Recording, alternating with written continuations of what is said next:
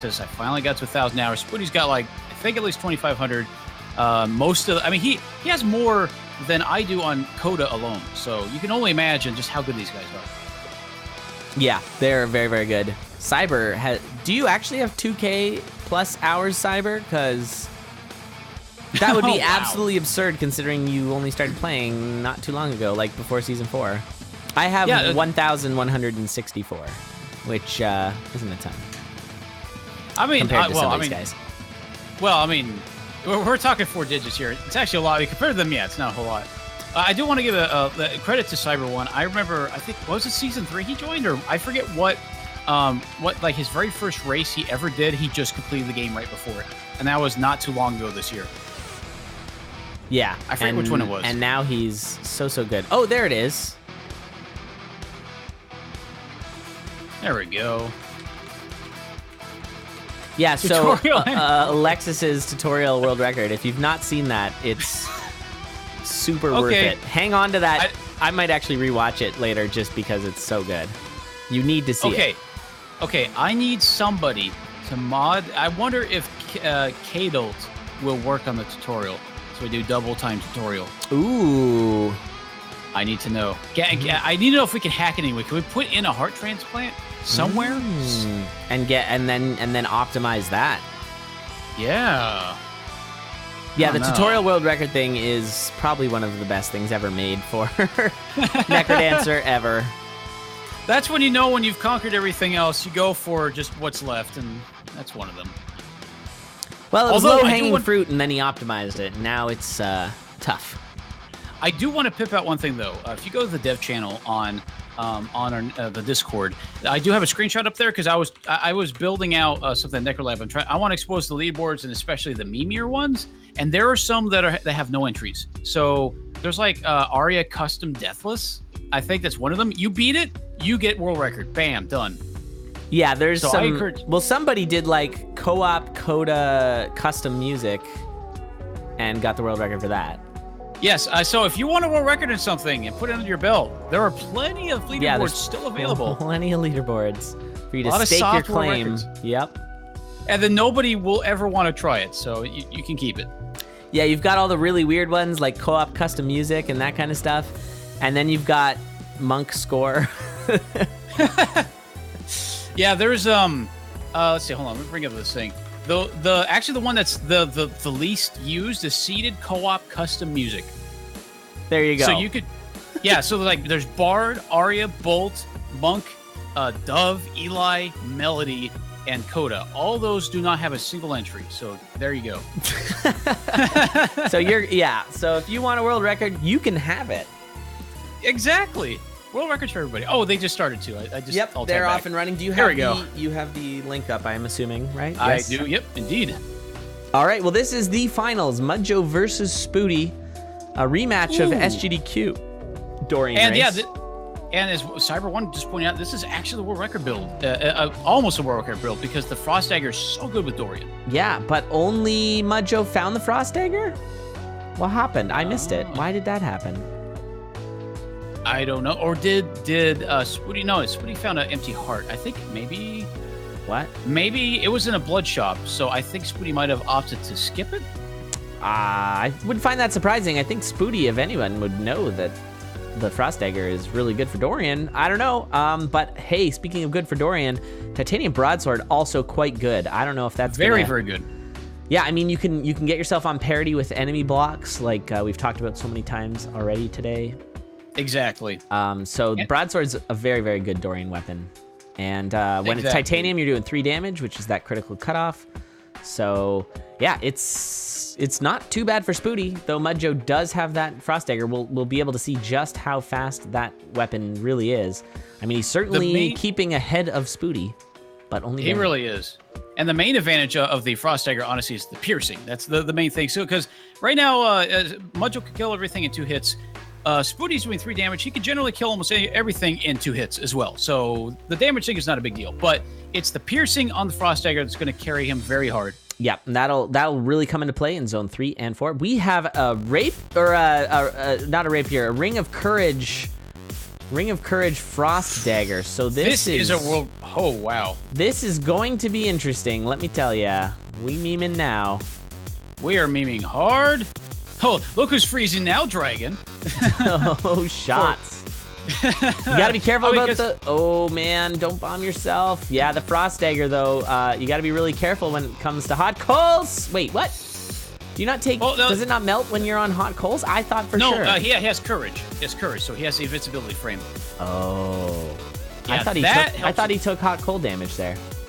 No, you'll still do the flash like you took hot coals damage, but you don't actually take the damage. Wow, and Spooty is ahead right now. Spooty managing to go real fast, and he's got a shield spell that MudJoe just picked up. MudJoe's gonna have to really push here. He's only got 2 hearts though, so it's a little freaky. Ooh, a nice little telemonkey. Could have went for that heal spell, but just opted not to. Probably for the sake of it just taking way too long.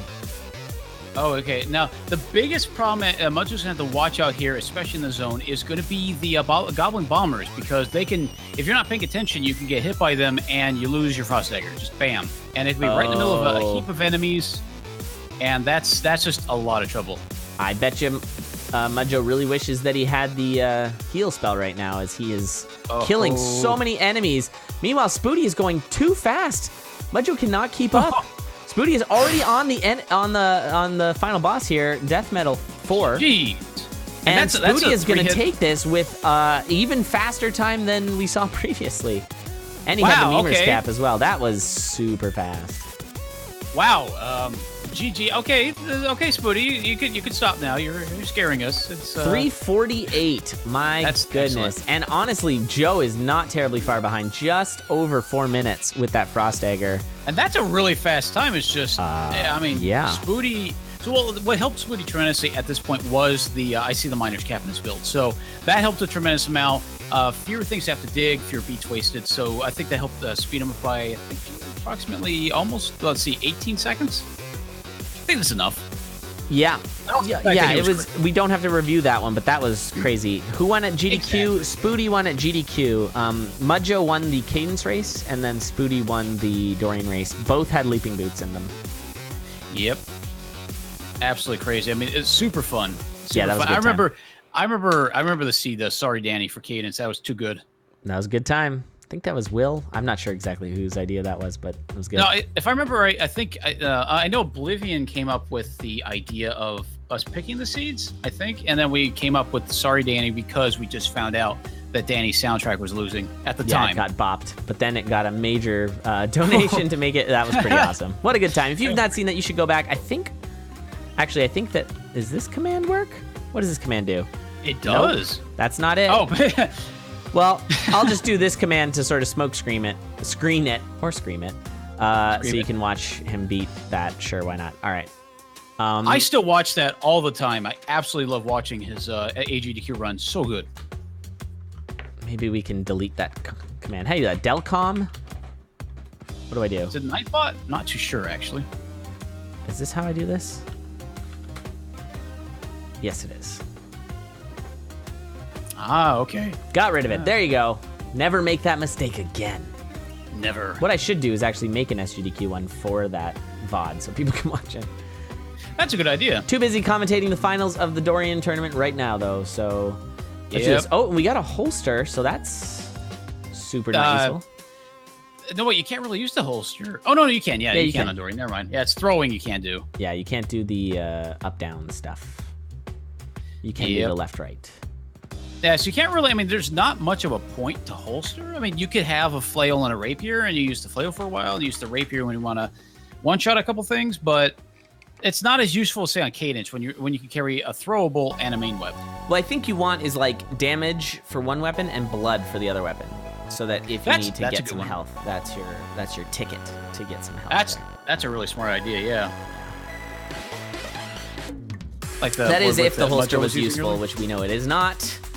So MudJoe is a little bit behind and really doesn't have too much going. He's got that Infernal Torch. He's down 2 hearts, though. Oh, yeah, don't check the black chest. Whip. Crunchy noodle. Womp, and a glass shop. Hey, there you go. Obsidian Longsword. That's a pretty nice find. So now things are not too bad for MudJoe. He's going to be hoping that Spooty breaks this glass broadsword, though. Yeah, honestly, for me, I do glass runs with Dorian just to see, okay, how far can I go without taking a hit? That's honestly it, because once you lose your damage or your weapon, that's it. Dorian is pretty screwed in later zones. It's very hard to get your dagger back as well because of the Dorian boots. So, yeah, when I first started speedrunning Dorian, I thought, yeah, glass is great because I get an instant dagger with Dorian, still 2 damage. Good luck picking it up. Yeah, exactly. Yeah, it's like, oh, it's fine if it breaks. You still got the dagger. It's 2 damage. It's fine. No. Not so much. Yep. That is a nice 5 damage broadsword, though, from Spooty. And he swaps the Obsidian Whip. Not really what he's looking for. I imagine that MudJoe's probably going to be taking nothing because he got hit by a clone there. So never mind. I was going to say purple, but that's not happening. The main thing the Spooty needs to watch out for, he's in zone 3.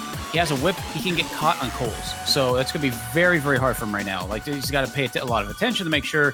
Whereas it's a little more straightforward for MudJoe right now. It doesn't have to catch anything. Not as easily. Though the health situation is not exactly great for either of them right now. No. Heart and a half for MudJoe, 2 hearts for Spooty, and that's it. Yeah, this is... okay, you know, actually, Joe scaring me. Oh, man, Joe is going to squeak this one out. Nice plays. Nice moves. There we go. Lots of hot coals everywhere. Yeah, hot coals are not fun. Okay, Spooty swapped out for an Obsidian Broadsword. Very, very nice. Way better. Way better. I imagine that Joe is... Oh, no, Joe's just trying to go fast. So Joe's not taking that. He's going to be on Coral Riff. It's going to be a little bit harder of a fight for Joe than Spooty because he can't broadsword to aggro Coral Riff. Yeah, he can only afford 1 actual hit.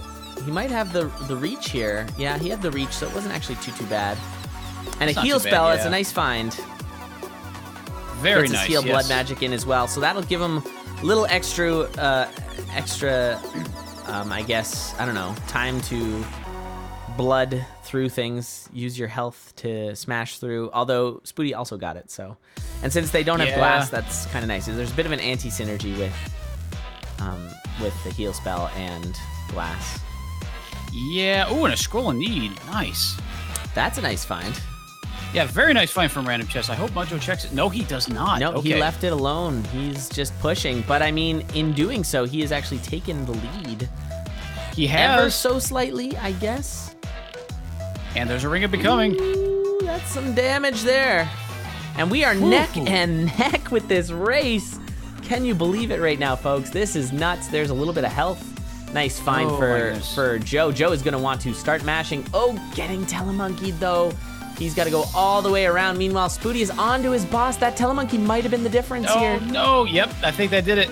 Yeah, I mean, I imagine Spooty is going to be just fine taking out this boss here. Yeah, and so Spooty takes game 2 from a bad telemonkey in 4-3. That's all it came down to. Wow. Wow. Yeah, that's honestly, that's what happens with a lot of Dorian speedrunning is that it's like personally, it's always the monkeys. Always the monkeys. You get latched onto a monkey, and it's not usually just one. I usually get like a chain of 3 or 2 to 3, and you just get teleported all over the place. And like MudJoe got very lucky that he didn't have that kind of chain, but it still messed him up. I think it put him about 10 seconds behind.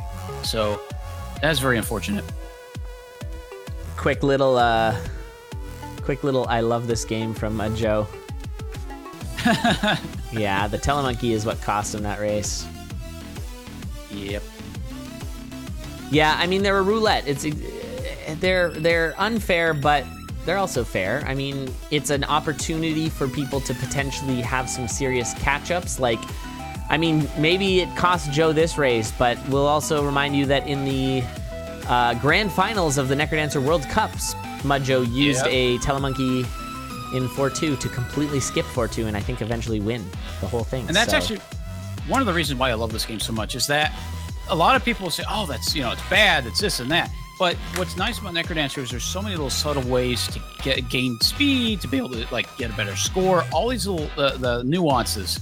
And some of them accidental, some of them intentional, and it's just it just synergizes in a sense. Like I'm going to have a hard time adjusting to the DLC because I've gotten really used to it and it makes a lot of sense in some ways. But it's just the game works so well. Yeah, I'm really curious to see what gets changed in the normal zones, and then how you get to the 5th zone, and then how that's going to impact racing. I'm not going to say worried, but I'm a little worried. Because I definitely want Zone 5 and all the changes to be implemented into Condor Racing, obviously. Yep. But the races are going to get longer, right? And the races right now are at such a nice time. But they have been longer in the past because now they're so much faster because people are good at this game. Exactly. Oh my God, is that a glass whip on Spooty's Yeah, we're side? going glass whip on Spooty's side. Yeah, I don't know. Is this bad manners from Spooty, or no, is this going to be? I mean, glass whip isn't too bad for Dorian. If you can find a ring of courage, it's going to be really nice. High damage whip courage is really good with Dorian, but there goes his glass. He just got himself stuck. That was a classic whip pain there, and whip. Yeah, whip, you saucy mare. And so yeah, Joe's got a bit of a lead here, just a bit. I think we're gonna see a bomb strat from Spooty as well. Oh no! Speaking of whip, what a meme we got here. Whips for days. I want to hear MudJoe and Spooty right now. Yeah. Assault. Whips are like the mafia in this game. You think you're out, and then they pull you right back in. Another whip. Oh jeez. Neck to neck, whip to whip, actually. Yep. Did I say neck to neck? Sure I did. I say all kinds of dumb things all the time. Don't mind me. Necky to necky. All right, so Joe has got a slight lead here on Spooty, but I mean, we're still pretty early in this race, and it's not much of a lead. At the very least, they're doing 4 damage at full tempo, so... Yeah, it's nice. One-shotting that Banshee, the only enemy with 4 health, I think. Pretty sure. Yeah, I think so. Oh, I think bad layout here for the whip. This is going to be a bad Congo. Let's see how these racers change up their play. I like I like the Joe strat going around, but I think Spooty just going for the kill might actually be faster here. Yeah, I think Spooty got a little bit of a lead back. And a titanium cat, thank goodness. It's like a bunch of little whips instead of one big one. One that doesn't mess you up so bad. It's pretty much like the reward. Okay, you tortured it enough, you can have your reward now. Here you go. Here's a good weapon. We didn't want to have to make you use whip on zone 3. That would have been terrible. Oh, geez, no. Who would want that? All right, Joe is taking a lot of hits. He's down to a heart now. Joe, please.